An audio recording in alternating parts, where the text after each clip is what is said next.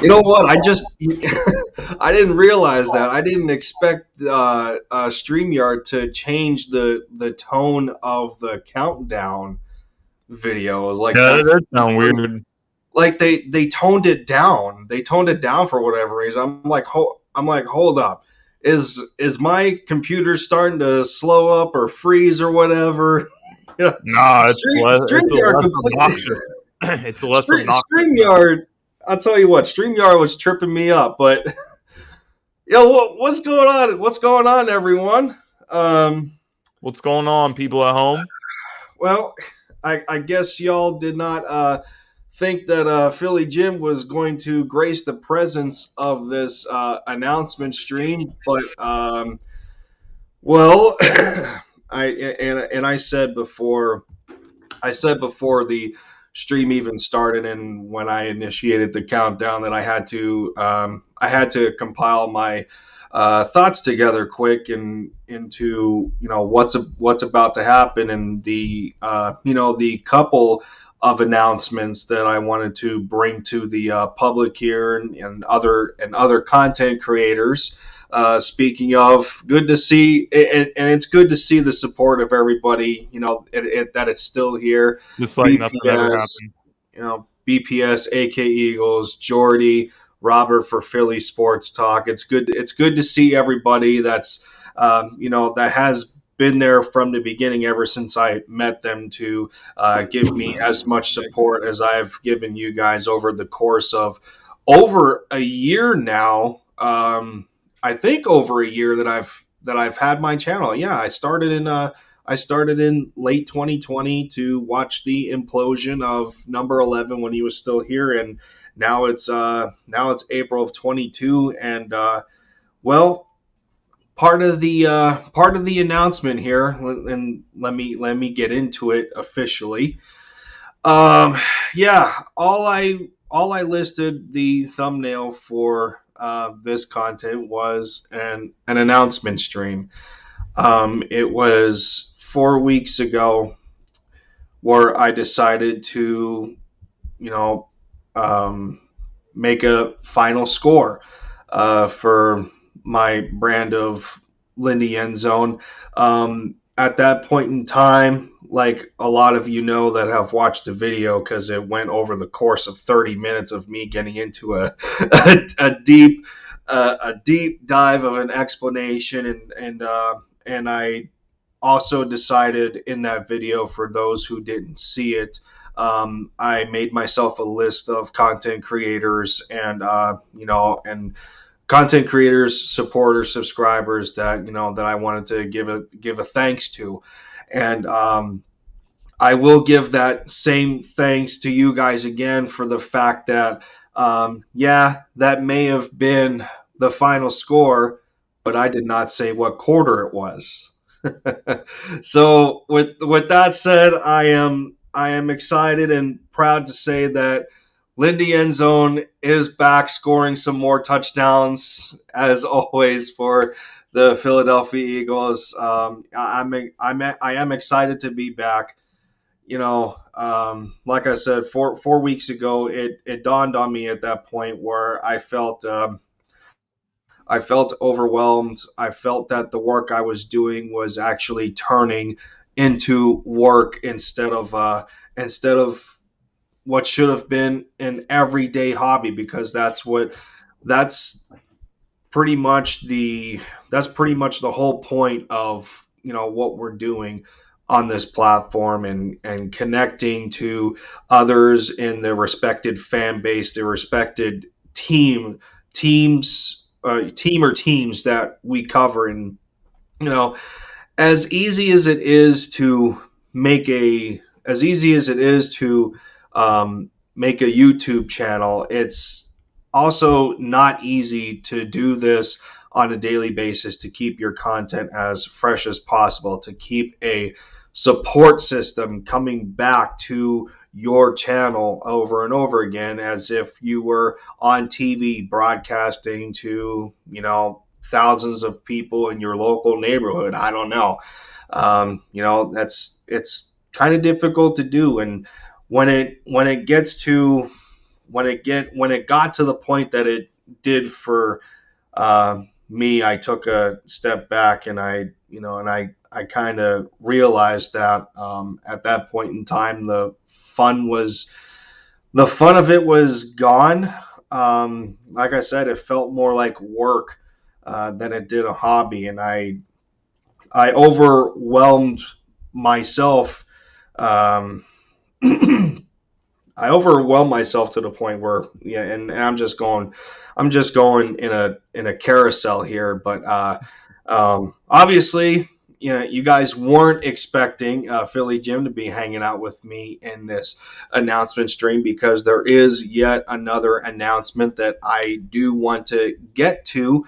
But I wanted to give that honor to Philly Jim because of the just because of the specifics that are involved that we will get to in just a few. But before we do, part of the announcement on my end is the fact that, you know, I think it is best for me at this point in time to condense my channel back to what it once was before. As much as I loved covering the Dallas Mavericks, my team for basketball, and I know how much that throws off Sixers fans, and you know, whatever, it is what it is, and that was that was a part of my channel of having a diversity of fandom to, you know, to bring you guys, to give you guys something different to watch in the middle of Philadelphia fandom, which for as much as we love the Eagles, and me being a Mavericks fan and also an Atlanta Braves fan, World Series champs, I wanted to give you guys something different. But I think part of that is what led to my retirement on my channel, where you know, I think I took on too much. I think I took on too much of a workload at once, you know, in trying to make content for the Eagles, you know, whether it's play by plays, or a bunch of videos or call in shows. And then I go to the Mavericks and I'm trying to do play by plays for them. And especially for the Mavericks, being that I was a basketball player, you know, doing film rooms and and after watching Mavericks games, and it just got to be too much. So I felt that it was in the best interest for me and the best interest for everybody that still supports the channel that I just continue with Eagles content alone, of, you know, what my channel was built on in the first place, and what started my following and the friendships and the support that I have developed over a year now. So I think that's pretty much it on my end. So being that I'm unfortunately taking the Dallas Mavericks out of the equation, you know, everybody seems to be going through a rebrand nowadays. No, I'm just kidding. Shout out to AK Eagles though for the transition that he made for his channel. Everything looks fantastic. It looks more of his speed when he when he converted from Eagles Uncensored to just AK Eagles podcast. It feels to me like a step in the right direction. So shout out to AK for doing for him and Geo, both of them contributing to his brand. You guys did a good job on helping AK out, and of course, best of luck to the rebrand. So being that there's changes going on with me, I think I'm gonna have to do the same. You know, my image will change. My intro would have to change. You know, needless to say, everything about my channel will probably have to change. And yeah, no, I did not forget. I did not forget about you, Robert, for Philly Sports Talk. Yeah, I do remember that you did a rebrand. Mitch Kofsky did a rebrand with you guys being a part of that sports network that you got going on. So, but enough of me rambling. Yeah, you're good. This is your channel. This is your announcement. Enough of me rambling for 10 minutes here and just pretty much allowing the carousel at the carnival to continue because I'm just continuing to say, to wrap man. my You mind need to in get a off your chest. circle. But yeah, no. Philly Jim, I appreciate you being on here, I just thought it would be I just thought it would be a good idea to involve you for the second special announcement that is going on, being that you did open the opportunity up to me, that I am excited about in my own right, and then you can also advertise what you got going on over there, and tell the people something good. So I will give the second announcement of this stream to you. The floor is yours, man. So I reached out to Lindy a few weeks ago. Sounds about right, yeah. Yeah, a few weeks ago, about when I first found out that you were like done with YouTube. I was like, well, hold on a second. Like, that can't be right. And I think it first dawned on me when I was with Mitch's roundtable group that I believe Robert was there too as well. And you know what? I was just like, you know what? Something's missing on this stream. I don't know what it is. And I really, at that point, I was like, dude, like Lindy is always indies. Like it's not the same without him. So basically, you explained the whole situation, and I was just like, look, man, how about we start an Eagles podcast? Just you and me. We can probably bring in some guest hosts from time to time. Just kind of like what I do with the Gauntlet. You got the Four Horsemen, and then you got like whoever wants to be special guests. So yeah, we're gonna start our show. It's gonna be called LinkedIn with a C, not a K. So other LinkedIn that people use to, talk to people about jobs. Please don't sue us. But the other thing is, this show is gonna be a part of the Sideline Sports Network, which my show is also a part of. The Gauntlet is a part of that, along with many other great shows. There's too many shows to name. The Sports Arena, the Sip Off, the NBA Carousel, the NFL Carousel, Two Sides of the Coin, all the good stuff. And we also have a television deal right now with Sideline Sports. So it's an opportunity to really get ourselves out there a lot more, and have people see us on TV, literally. So our show's going to be a part of that as well. And it's also an opportunity to try to grow, try to pursue some kind of a career in sports, even if it's at a minimum. I don't know if you guys knew, but I was covering the Super Bowl this past year. I talked to Joe Burrow, I talked to Jamar Chase. It was amazing. And, that's another amazing opportunity for Lindy being able to join the team as well, is to kind of get his name out there a little bit more. And, at Sideline Sports, we're really growing at a really good rate, and we're going places. And don't blink now, because, by this time next year, we might be having like a different conversation, because shout out to JB and John and Eric. Those guys are the guys that started the Sideline Sports Network a while back. They're actually going to be on ESPN. They're going to be on SportsCenter, hosting a special edition of SportsCenter. So that just shows you like what this network is about. We're about achieving success and helping everybody here get to that point. So, Lindy, the main reason I wanted you to join was because I knew what you were about from our time, like occasionally having the streams that we did have. I knew that you knew your stuff. I knew that you're a hard worker. So I just said, hey, you know what? I brought it up to them like a while ago, and I was just like, hey, man, listen, this guy would be a great addition on the team.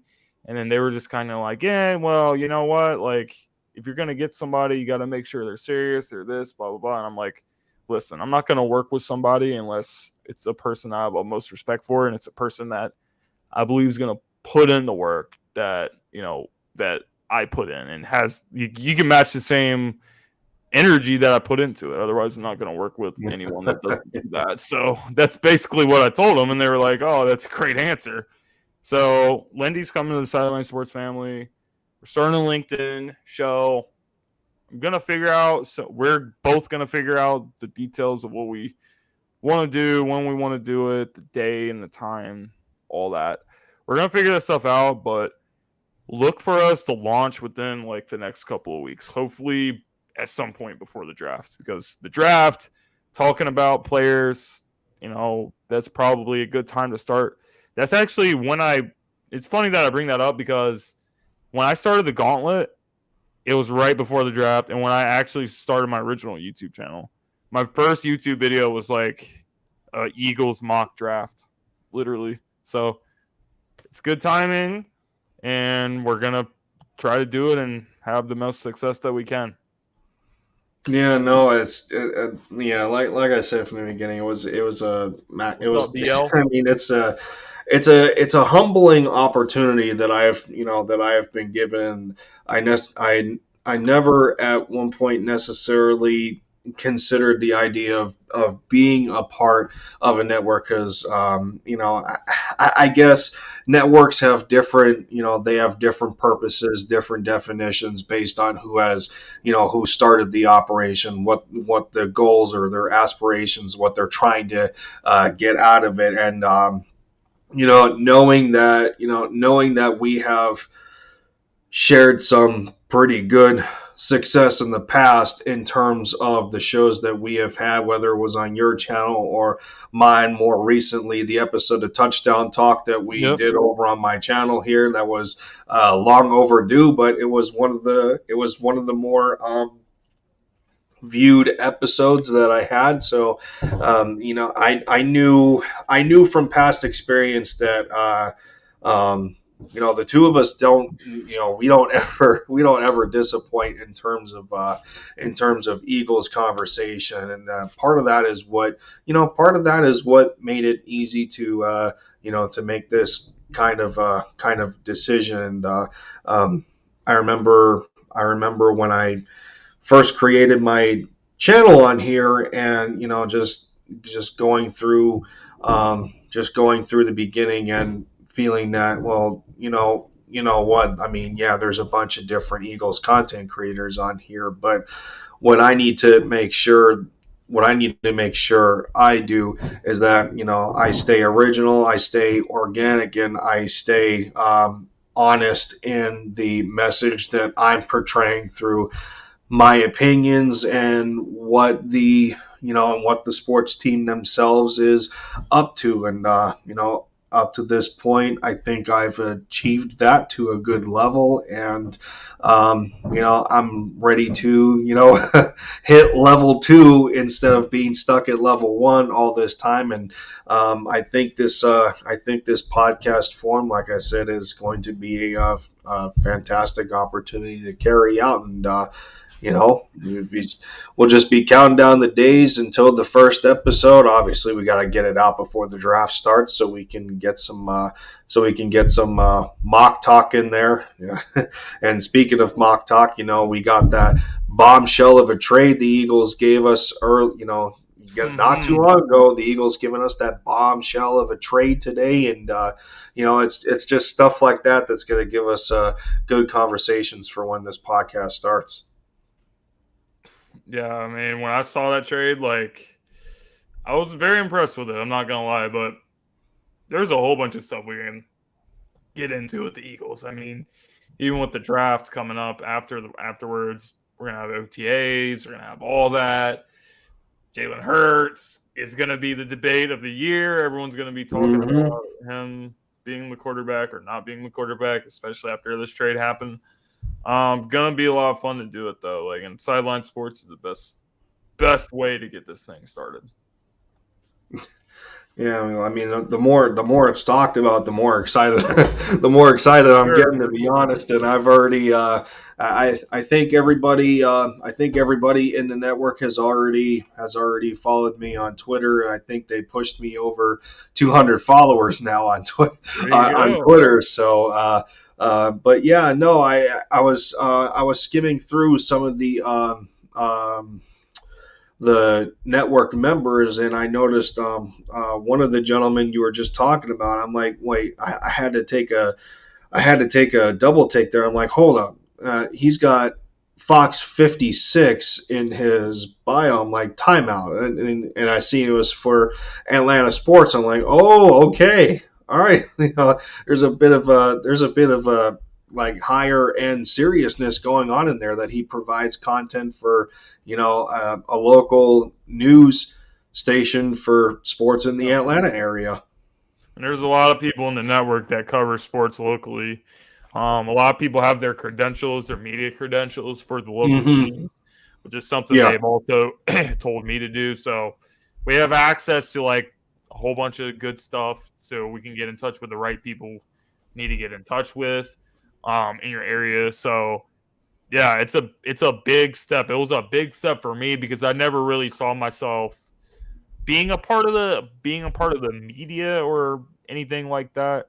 I just saw Yeah. myself as a guy that was doing my own thing, and then they ended up saying, "Hey, what's up?" And then next thing you know, I was at the Super Bowl and I was doing all that, and it was fun. But you know what? It's a great opportunity. We got a bunch of people that know what they're doing in this network. So if you ever need help or advice, they're always going to be there for you. That's great.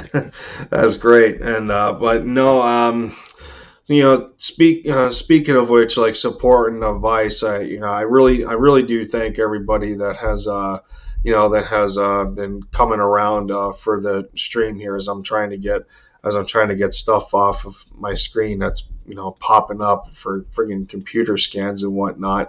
But no, I'm just glad to see glad to see everybody welcoming me back, and it is heartwarming to know that the support is still there. And there I did get a collection of opinions of people saying that they didn't really want me to leave, like they didn't want me to retire my channel. And I understood what I was leaving. But yeah, at the same time, I had to make sure that I kind of found myself again. And Jim, I remember you talking to me about that. When you took your break from your channel, and then once Sideline Sports was found, you kind of went through this rejuvenation type of phase that really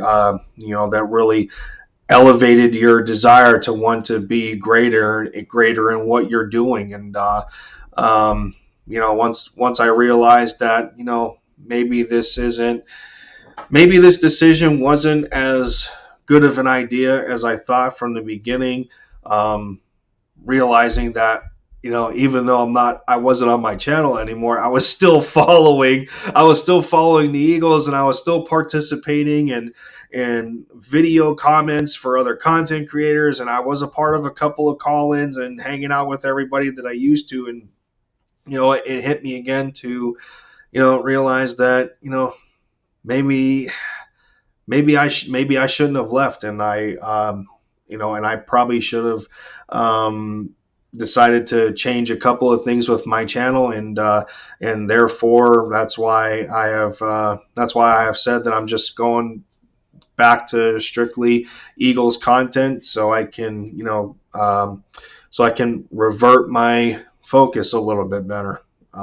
But yeah, so I mean, I get that I think we're still like cycling between 3 to 4 people on the stream right now. I didn't expect to carry this one on for very long, at the most maybe 30 minutes, just because of it being an announcement stream and whatnot. With that going on. And then behind the scenes, I was gonna try and do some rebranding design and whatnot. But Yeah, no, I do thank everybody for coming around and giving me a nice warm welcome back, and then appreciate you, Philly Jim, for coming on to give the people quite Definitely. an exciting announcement, and Right.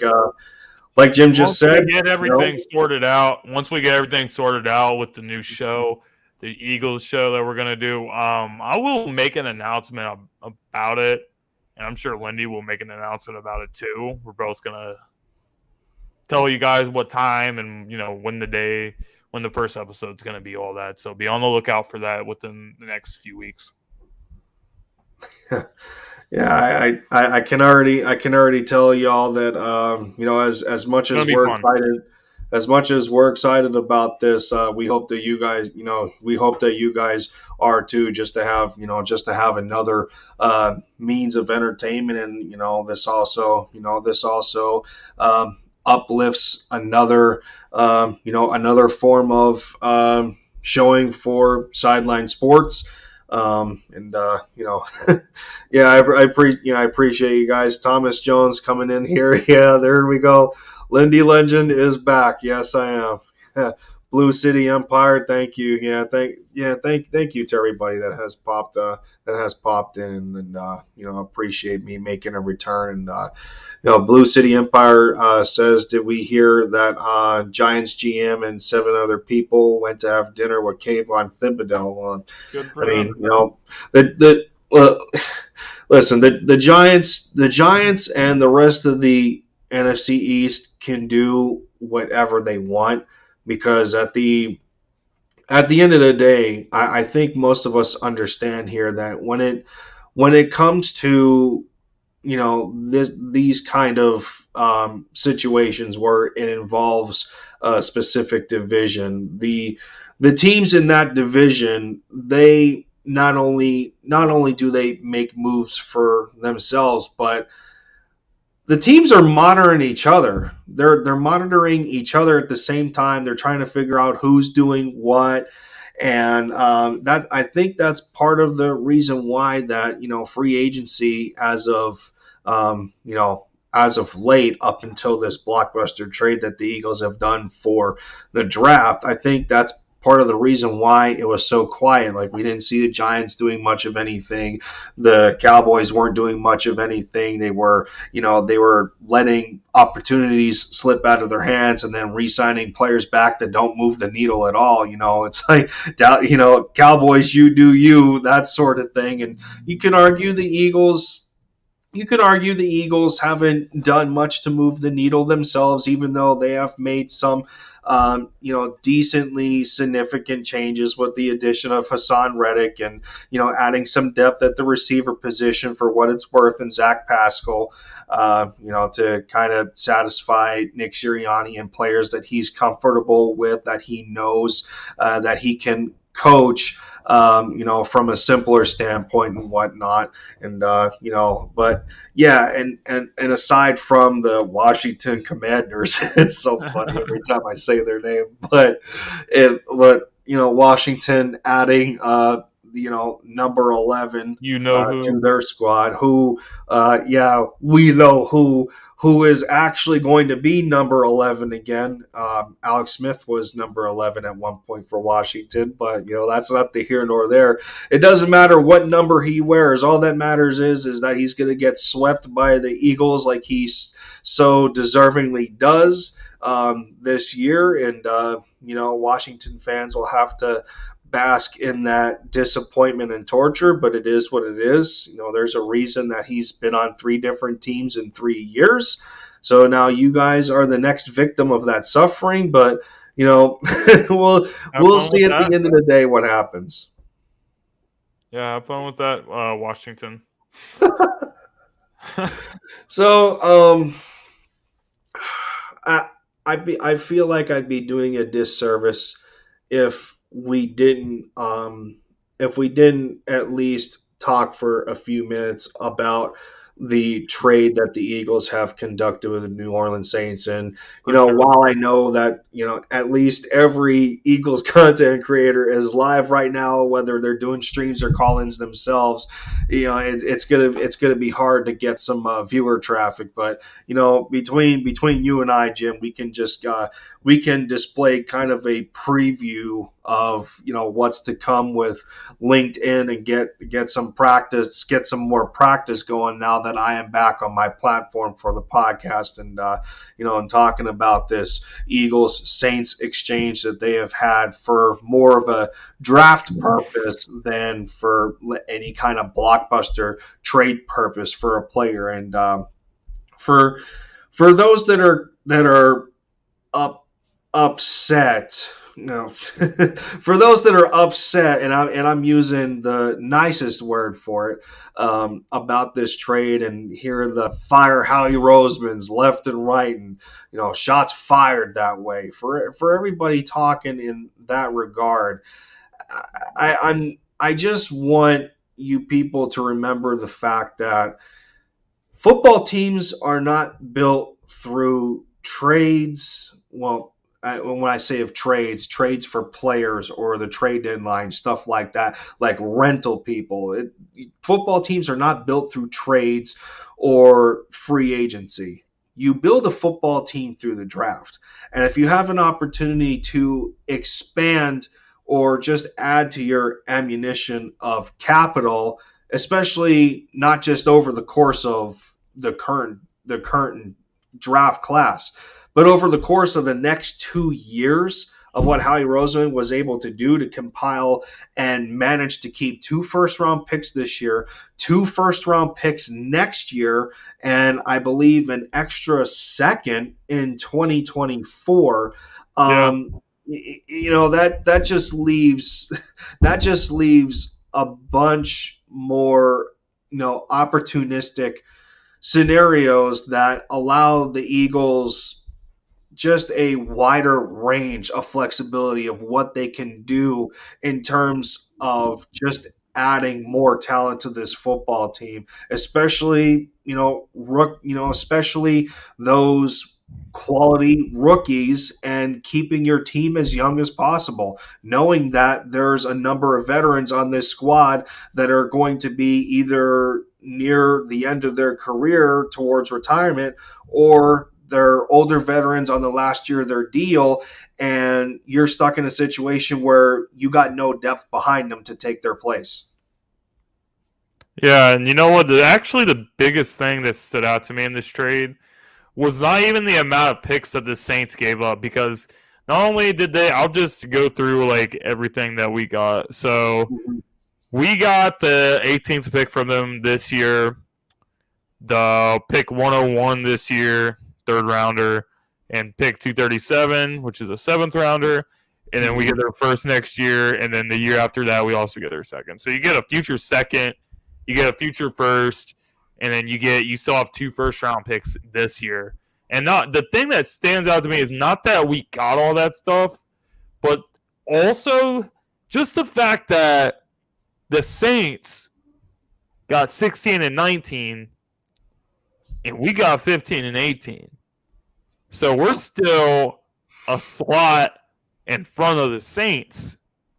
So what happens if the Saints see us on the clock, and then there's just like a guy that, we really want this guy. Like, we really got to have this guy. Like, for example, the Saints, they might be interested in, Stingley or somebody, for example. LSU kid, trying to keep him in Louisiana. Eagles need a corner. It might take Stingley if he's there at 15 or 18. So what are you going to do then? You're going to give up more first-round picks than you already did? That's something that I'm keeping my eye on, because I won't be surprised if Howie tries to get even more picks in this draft. I won't be surprised if we trade back again, depending on who's on the board. Yeah, I mean, we still managed to keep at least. I think we still managed to keep at least in the range of 10. If we didn't lose any at all, I think we lost I think we lost that that third first rounder. So I think that still keeps us at 9 or 10 picks with the extra ones that we acquired.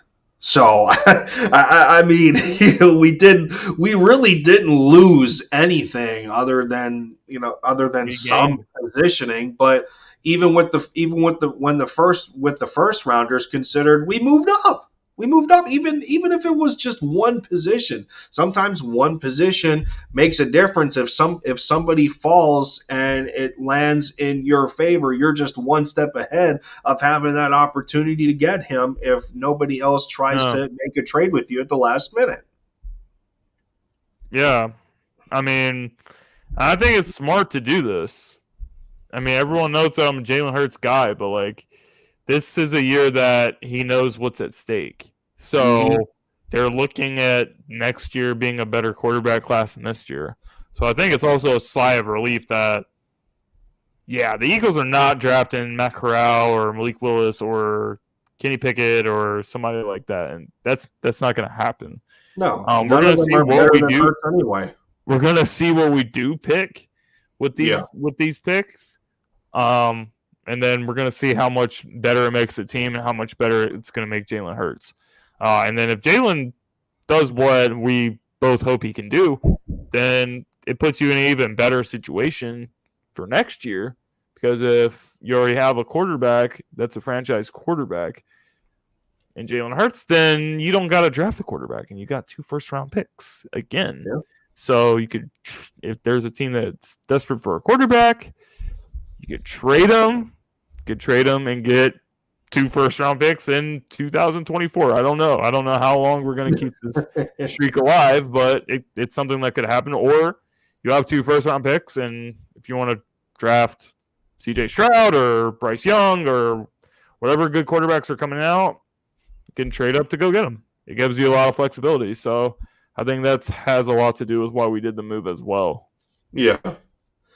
And the idea for me is that this still isn't foreign territory for Jalen Hurts either. I think he knew at the start of last season that it was still a prove-it type of atmosphere, despite all the circumstances around him and new players that he's trying to groom along with, a new head coach, offensive coordinator. Like, we can go down the list of how many new people, like personnel, that he was working around, and it was still a prove-it atmosphere for him, because you're looking at the previous situation in 2020. This team takes him in the second round, and he wasn't even supposed to be the starter until the implosion of we know who. And he was jetted into the starting lineup because of that situation. And people still weren't sold on him after 4.5 games. Like, just the up and down type of performances that he had. And we, at the time, we understood that he took down the number 1 defense in the league in the Saints, and then he goes toe to toe with Kyler Murray and ends up in a heartbreaking loss that he could have forced overtime with some BS calls. But we're not gonna go back to that. There was no offensive pass interference on Dallas Goedert that I remember. He might, whatever. Yeah, we're not going back to that. But the point is the fact that ever since him starting as a rookie, there was not a lot of people that bought into him. And the same thing went for when he started the 2021 season. A lot of people were not bought into him. And then again, the carousel continues. Still not bought into him. Once more this year, a lot of people are not bought into him. But when you have a quarterback that has been through six different types of offensive systems, he's only 23 years old. You got 2 years left on his rookie deal to find out who your option to get to that. I mean, I don't want to say that there isn't a rush here, but we don't have to we don't have to turn the clock any forward faster than it has to be. Like, do a better job of staying in the present time and just, just sit back and watch what the team does. Have faith in your quarterback that he actually can develop into a better passer. Or, people's gripe about him on failing to read defenses and how kind of blown out of proportion that has been. And we haven't heard anything about him failing to read a defense until they got into that wild card playoff game against arguably one of the best defensive coordinators in all of football, Todd Bowles, who he's one of those guys that can easily pick on a rookie or a first-year starter quarterback because they're still wet behind the ears. I mean, that's cheap food for them. It was kind of expected, and I think it only Jalen was essentially a rookie last year. I mean, it was his first year starting games. Doesn't have that much experience. No, and I think it only poured extra salt on the wound is because we faced the same team in the regular season that we did in the playoffs, and it's like the Eagles didn't learn from that Week 6 matchup when they faced Tampa Bay in the regular season, and well, it wasn't just from a quarterback standpoint. It was also from a coaching standpoint, a defensive coordinator standpoint. It was from the standpoint of multiple individuals on that team outside of the quarterback to understand what mistakes they made in the regular season matchup and it didn't translate to the playoffs. So that's not just the quarterback's fault. Plus, he was playing on a bum ankle that people so seem to forget. So, of course, it's going to alter his play a little bit. But again, it's not an excuse. He was still out on the field. It's not an excuse. You still have to go out there and make the plays. But, at the same time, you have him dealing with that ankle injury, which he ended up having surgery for. Miles Sanders wasn't 100%. Jalen Reagor was continuing to, fall down the crap being he was continuing to fall down the crapshoot of being as disappointing as he was. So there was not. There's one thing I want to bring up about what you said about Jalen Hurts' performance against the Buccaneers, and I'm going to make a comparison because this is a player that Jalen has been compared to as far as the style of play. In the Baltimore Ravens, quarterback Lamar Jackson. So I have the stats pulled up right here. Here we go. What does Lamar have in common with Jalen? They both led their teams to the playoffs their first year starting.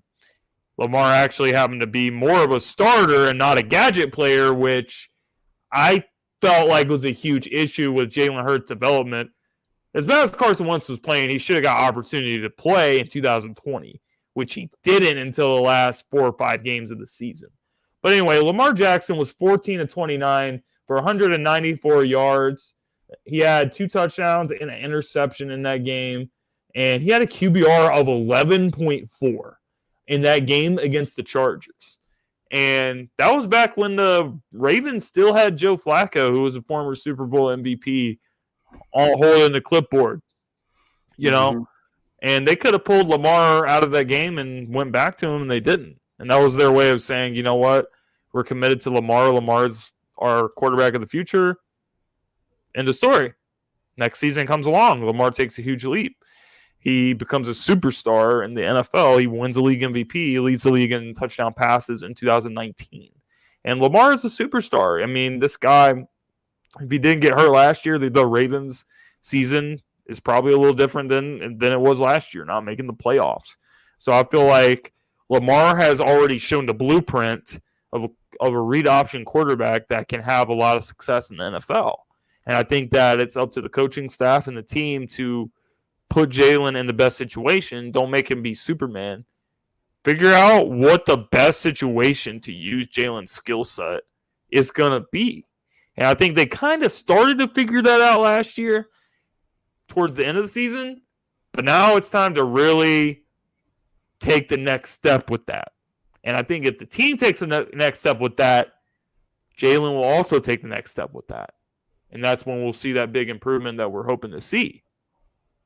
Yeah, I mean, some of those games, the defense was completely inconsistent while Jalen was trying to keep them in games, even though there were some matchups where they were completely outmatched. I mean, as much as we want to discredit the Falcons game because of it being week 1 and Jalen not having to do much of anything because he just had the better team around him at that point in time, that game still happened. So you got the Falcons game, you got you got the Kansas City game for what it's worth. That was probably his best overall against Kansas City. That was probably his best performance. It's just our defense was so terrible, and we literally couldn't get a stop. Oh, the Broncos game was pretty darn good. The Broncos game was pretty darn good from them. Broncos had a good defense too. I mean, what they did to Dak Prescott. Yeah, I mean, that was one of the games where you seen Smitty go off and him getting matched up on his Patrick Surtain. Yeah, I mean, yeah, we kind of have an idea on what we're getting out of Hurts, but it's just it's just trying to develop a consistency with the quarterback. It's trying to develop a consistency with playmakers that he had to build a camaraderie with over the course of that period of time in the regular season. And now you're adding different people. You're adding some different people to the mix. I mean, the only real consideration so far is Zach Pascal. I mean, they haven't really added much different offensively. I think they've added, well, offensively and defensively, they haven't added a whole lot other than retaining some of the players that they have had from the previous season. And the boss other than Hassan Reddick, yeah, I mean, pretty much did nothing. But we already had an idea on what Hassan Reddick would bring to the table, because as we know, this team consistently prioritizes the defensive side of the football, more so the D line and pass rushers. They always try to continue to solidify the trenches and add depth there. And unfortunately, we can't say the same for linebackers and safeties. But the linebacker position should be better than what it was. We've seen a guy like Jannard Avery get a deal with the Pittsburgh Steelers, all in good for him. But at times he just seemed lost in the rotation, or not being used correctly. A number of players were being used incorrectly by Jonathan Gannon last year, and you hope guys like Hassan Reddick and Kazir White can change that. You hope that the Eagles do their due diligence in this draft and actually add depth to positions that are in dire need. We still need a safety. We still need at least 2 outside corners, because we're in the same position again with not having a partner for Slay on the opposite side. You already know Avonte Maddox is locking down the nickel and getting the extension that he did, alongside Dallas Goedert and Jordan Mailata on the offensive side of the ball, them getting their extensions last year. But yeah, all in all, I think when you look at the roster construction, that also leads into a lot of the reasoning behind the trade with the Saints. They know the holes that they have to fill, and the Eagles have already given us some answers to the test on what they want to do. They tried to trade for Calvin Ridley. They tried to make an offer to Allen Robinson. They tried to make an offer to Marcus Williams, and they swung a miss on all three for different reasonings across. But the Eagles are telling you what they're looking to do, whether it's in free agency or the draft. And now it's just figuring out who it's going to be and when they're going to. I completely agree. And the biggest thing that I'm thinking is this is going to be a good situation. Like, if the worst case scenario happens to Hurts and, they move on from him, this team is gonna be one of the better situations to go into because we got a good offensive line. We got a running game here. We're trying to build the defense up to be a little bit better, and I would be very shocked if we don't add another wide receiver in the draft. So you're gonna come to a team that has, I don't know, Devontae Smith and Jameson Williams, or Devontae Smith and Garrett Wilson, or a really dynamic wide receiver, hopefully, on the team. 2 young ones, and at that. And then you're going to come into this team. It's going to kind of be like Denver Broncos 2.0. You know? So it's a good situation to come into, and I just think they're going to keep trying to stack up young talent on the board instead of, signing guys for – the Eagles are the kings of one-year deals. I mean, let's face it, like every year we're giving people 1-year deals. We don't really make those splashy type of moves. So we're just trying to get some homegrown talent and try to get some real superstars on this team. I think that's what they're trying to do. Yeah, no, I mean, you can't per se, like we have said in the past, you can't continue to swipe the credit card and pay for it later. All these 1-year rentals and trying to patch holes temporarily instead of trying to develop some homegrown talent that the Eagles have had a hard time staying consistent with. And I mean, take linebacker for example. The Eagles haven't had necessarily a homegrown linebacker since Michael Kendricks, and they took a chance on him in the second round, and he was the only one in the last 20 years besides I think Corey Nelson that panned out that they have Jordan Hicks. Remember Jordan Hicks? Like he was really good, but he literally could not stay healthy. Yeah, no, but I don't think they spent a second-round pick on him either. It was a third-rounder.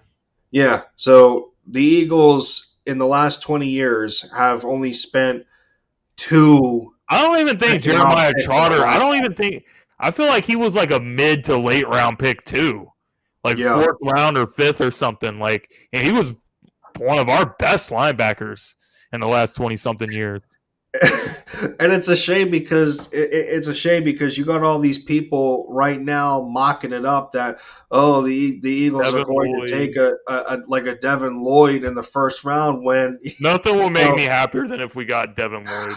And I would be so happy. We're just setting ourselves up for such a terrible depression because we know in the bottom of our hearts that the Eagles are not going to do that whatsoever. We're going to take a defensive tackle and a defensive end with our 2 first-round picks. And even the same thing goes for the safety position. Like linebacker and safety are 2 positions that they have never really supplied a good value in terms of a draft asset to. They never have for the longest time. And but when I look at the current setup of the draft that the Eagles have right now, as enamored as we were to realize that, it's not very often that teams have 3 first-round picks. I think we all knew good well. I wanted to make this point real quick while you're talking about safeties. We got to be careful with this situation because I don't know if people forgot that this happened, but when this man left the team, we had a disaster going on. We had all these bums playing safety. We had Kurt Coleman and Nate Allen, who was terrible. We had the worst safeties in the league for like every year up until we signed Malcolm Jenkins. And Malcolm just retired recently from the league. And he was our best safety since Brian Dawkins. And I kind of don't want to see another situation like that come up because it's been a couple years now. And we saw Anthony Harris. He came back. We had Rodney. We had some decent guys, but there was nobody that was a dynamic playmaker to the level of what we saw Malcolm was capable of, what we saw that Brian was capable of. So I feel like this is a dangerous path that the Eagles are on right now. And I'm saying that it's dangerous because I've already seen them do it in the past. Now with a couple years removed from Malcolm going back to the Saints, and now he's retired. I'm just saying this could be a dangerous thing to go down this path again. Yeah, and call me, I mean, call me crazy, but when I was just saying the idea of how often is it that teams have 3 first round picks and everybody was getting all excited about it, and we're gonna nail all 3 of them in the first round, and it's like you gotta talk these people back down to earth and realize that this team was never going to use all three in the first round, and you can make the argument and say that 2 first rounders in the case of the Eagles is better than 3. And like I said, as crazy as it sounds, to me it's a better situation because, well, for one, that's one less first round pick that we're taking out of Howie's hands. But 2, you won't have that oddball kind of pick on trying to figure out which direction you want to go with it, where right. The easiest thing that you can do with 2 first rounders, one for offense, one for defense, and then the rest following those 2 will fall into place, because whoever you select with those first 2 dictates what you're going to do for the rest of the draft based on best player available. And I think 2 first rounders would set us up better for that kind of situation than 3 would have in the long run, because you're just extending your value. You're just extending your value over the course of, in the Eagles case, 3 years instead of 1. This is what would have happened if we kept all 3 of our first round picks. We probably got at least one of the players that we wanted. We would have got another player that was not what we were expecting, but probably still a good pick. And then that last pick was probably going to be like a head-scratching pick. Like, why do we just draft this dude? Like, you remember, I'm not saying it's going to be as bad as, like, Marcus Smith or something, but it's going to be some random player that, it's probably, like, he would probably draft, like, 2 defensive tackles or something, or a wide receiver and, like, 2 DTs. Or it would have been weird. I definitely can see that, and the way that the board is falling also has an impact on that. So I feel like certain guys would have been not there that we wanted at 19. So he'd rather just take his chance on a team like the Saints, who, let's face it, probably aren't going to be the best team in the league next year, if you know what I'm saying. So you're kind of like rolling the dice on that. This has a potential to be a top 10 pick next year. And depending how good or bad we are, we can have some really good picks next year. Mm-hmm. So it's about staying a step ahead of the game, and I actually like it. I mean, we've known Howie Roseman doing, fleecing less experienced GMs across the league for how many years now, and whether that's gotten him, and whether it's boosted him positively or it backfired negatively. It was definitely a fleece, in my opinion. Yeah, I feel like the Saints gave up way too much just to move up a couple of spots. I mean, you had so many analysts and former execs like talking about this and saying that this is more of a win for the Eagles than it is for the Saints, and Joe Banner tweeting about it, saying that this is one of the most lopsided trades that he's ever seen, and he actually approved of the move for the Eagles, and you see Ian Rappaport talk about it, and people on NFL Live and whatnot, it's just like praising Howie Roseman, like, good job on this one, because it's just, I mean, the writing was on the wall in the purpose that Howie was carrying out with this kind of transaction. And, well, like we said about 25 minutes ago or so, for people talking about the situation with Jalen Hurts and saying that, well, this concludes that it's a prove it year for him. Well, it's been a prove it year ever since it's been a prove it year ever since he It was a started prove it year in anyway. So how's 2020. it? I don't think it So this affects is nothing anything. new for him. I feel like that's just a narrative that people are pushing because they're like, oh, yeah, they're definitely moving on from him, blah, blah, blah. Yeah. I don't think that it's a guarantee that they're moving on from him. I think that the worst case scenario is they move on from him. But if he makes the right improvements, why are you going to move on from him? If it's not broke, don't fix it. You see what I'm saying? Unless the only exceptions are like when this offseason happened. If there's someone, Deshaun Watson, Aaron Rodgers, Mahomes, that level of a player doesn't come available all the time. So if it happens, then yeah, go for it. But other than that, if you're going to do something, it needs to be a real upgrade over Hurts. But if Hurts is like really showing that he's trending upward, no, it doesn't make any sense. And use those first round picks to get more talent on this team.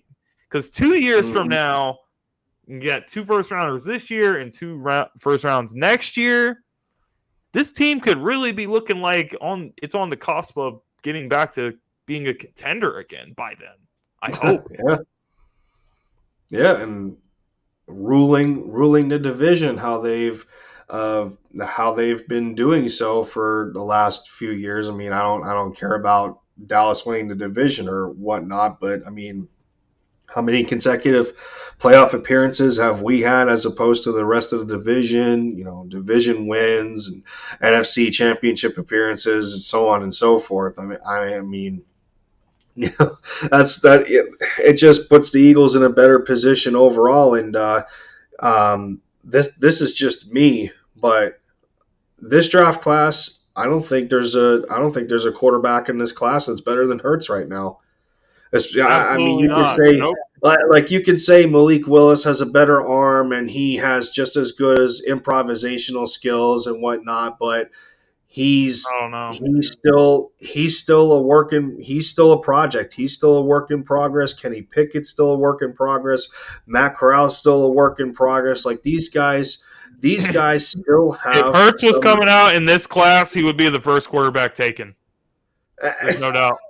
I think that's what a lot of people are having a hard time understanding is that if we hit if we hit the reset button now, we're gonna be worse off because then you have to acclimate said quarterback to the system. I'm not riding with Kenny Pickett for 2 or 3 years when if you can just keep Hurts for a year and hope that he can prove that he's the guy. And if he doesn't, go get C.J. Stroud next year, who I'm a lot higher on than any of these quarterbacks, if I'm being honest.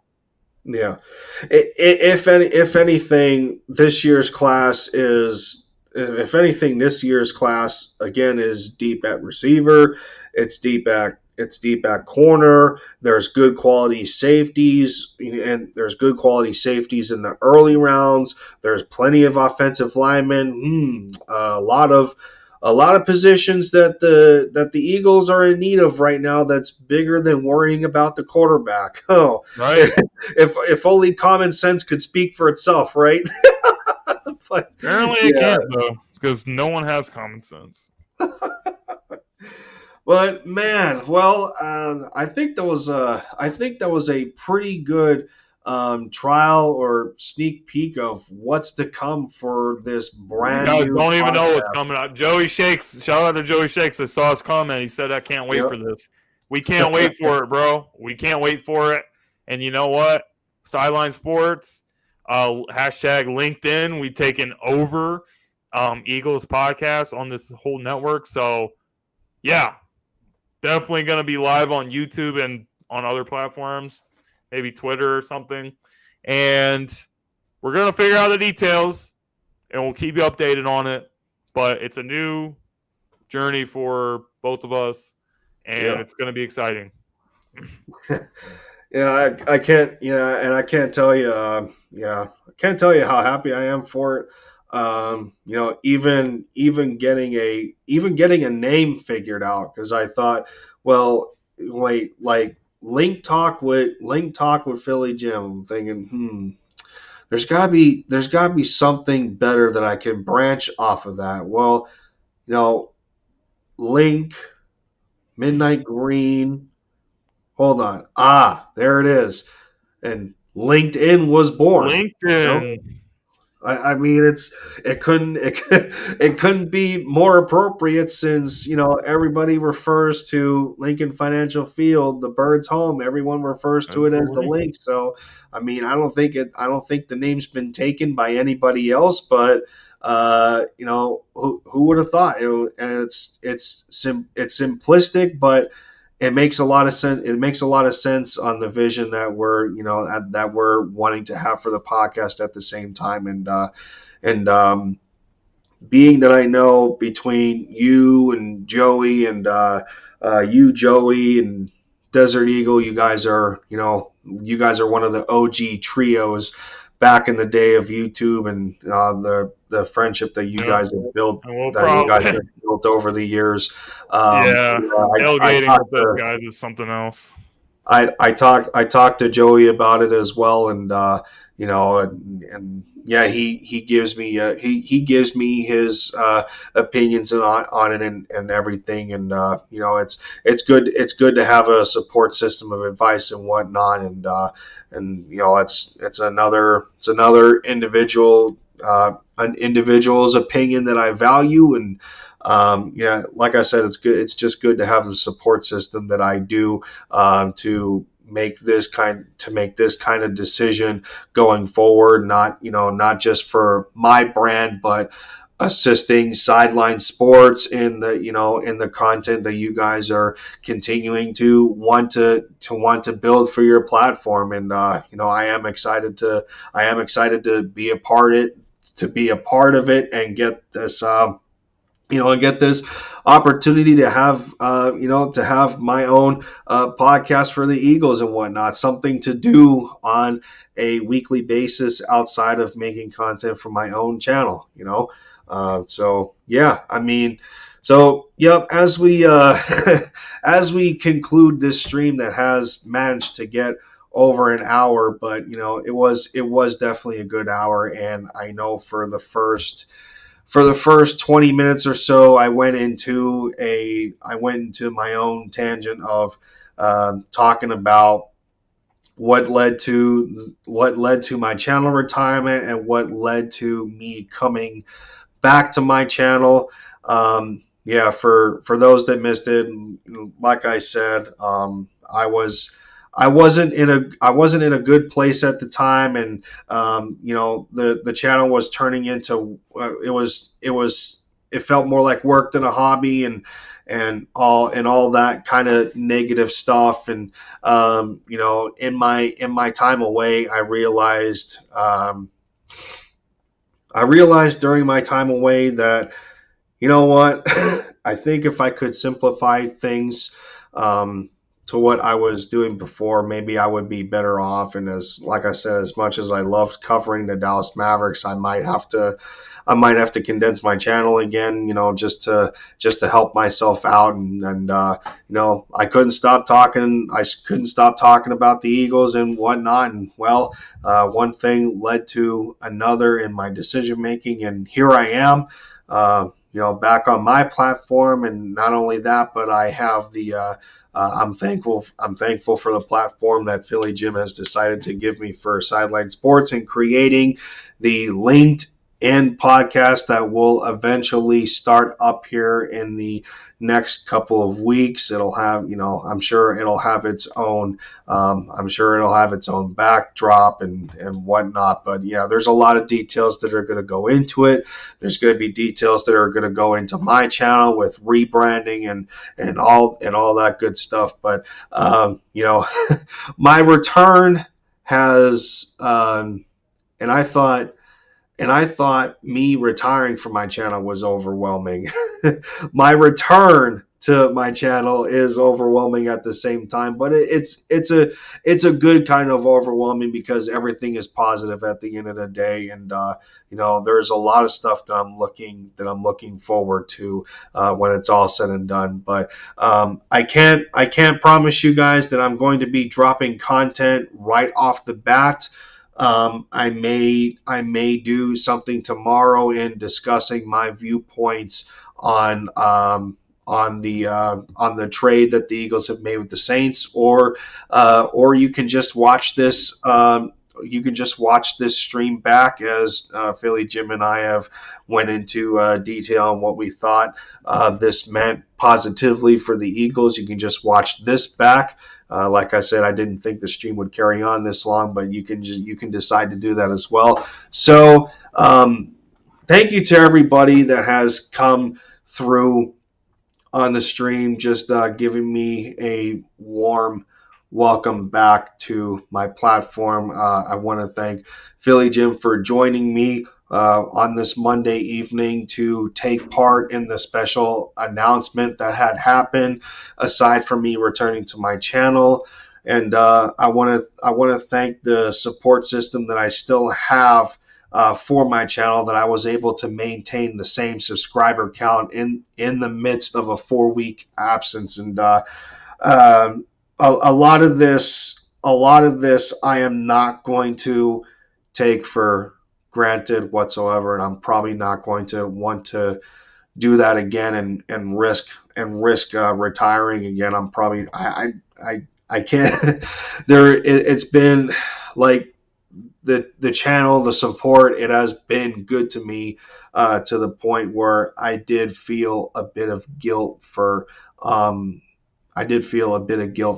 leaving, but that's water under the bridge, and I have a new chapter in the book to look forward to. So Lindy Endzone is scoring some more touchdowns yet again for the Eagles, and well, I think that's it for my conclusion.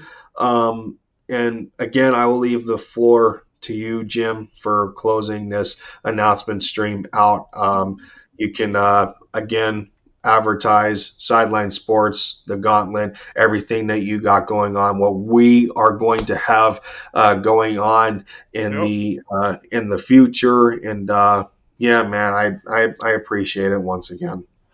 For sure, Lindy. And like I said, I knew that you were going to be a great addition to the team, and I think a lot of people feel that way. And if they don't right now, then that's what we're going to show them with the LinkedIn show. So that's what it's all about. But the Gauntlet is on Saturdays at 7 p.m. Eastern on my YouTube channel.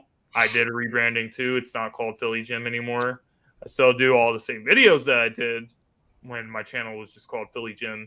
And I still am known as Philly Jim in the community, but I'm kind of doing some different stuff than what I did in the past. So It's called The Gauntlet. You can see me on there. I just did a video about the trade if you guys want to hear my thoughts about it. And the show, we're going to figure out what the best day is in the time. We're going to keep you updated on that, but it's going to be a great addition to Sideline Sports Network. It's going to be a great addition for the two of us teaming up. I think we talked about this a lot of times before.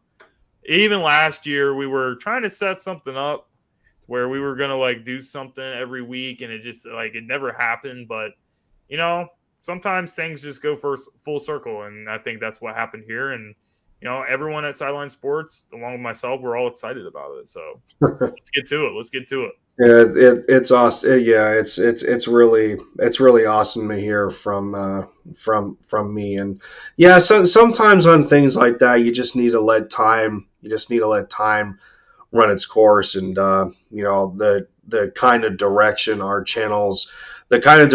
channels are going, and and maintaining a drive, maintaining a desire to want to do more in terms of content. And I think I am in a good place now, and you alongside Sideline, you guys for sure are in a good place. So it just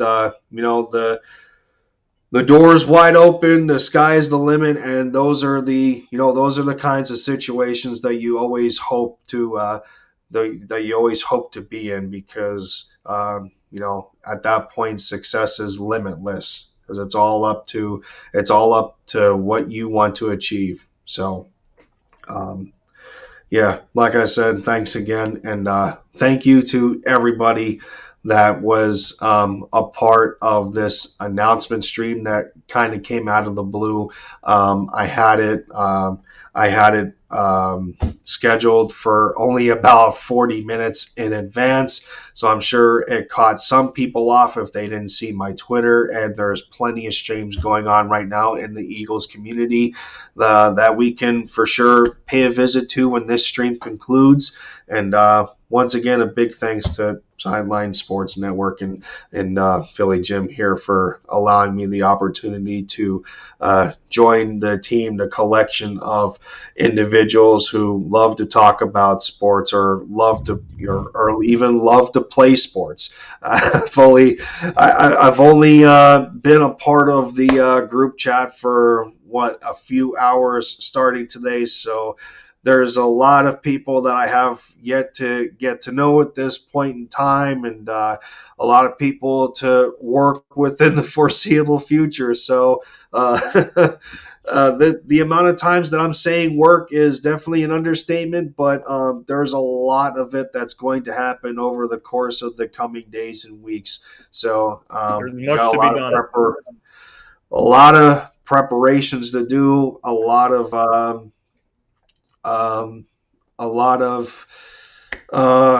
what's the word I'm looking for? A new atmosphere to absorb, and yeah, that's what that's how it's going to be, and I'm going to enjoy every minute of it and give the network the best that I possibly can.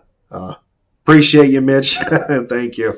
I know you were doing a stream yourself, so I'm probably I'm probably going to hop around here and see who's doing what in the meantime. But let's close this stream out here, and also before we close the stream out, Eagles content creators, you just reminded me, since Mitch is going to be there, you're also going to be there. Roundtable Wednesday night, 7:00 over on my channel. There's going to be a few other people that I forgot the name, but a bunch of people are going to be there. It's going to be fun. It's going to be a good talk. So I hope you guys are looking forward to it as much as I am. Yeah, definitely. We'll in the coming hours and over the course of tomorrow, we're going to better advertise the round stream that is about to happen. Yeah, one that you are not going to want to miss Wednesday evening. Yeah, but as a lot of us say, it's one that you're not going to want to miss. But when we say that, it's the absolute truth, because it's just it's just us having a good time talking birds and getting some good conversations in. But for myself and the Lindy End Zone brand, in for the touchdown once more, taking the lead for the Philadelphia Eagles, one video or one upcoming podcast at a time. It's good to say that once again, and thank you to everybody that has welcomed me back into the community the way that you guys have. It really means a lot. So for me and Philly Jim, who was my unexpected guest to most of you that have viewed the stream, for us, have a good night. Go Birds, fly Eagles fly. It's still go Mavs and Braves, MFFLs, and take care of yourselves, everyone. Stay safe, and we will see you soon with LinkedIn.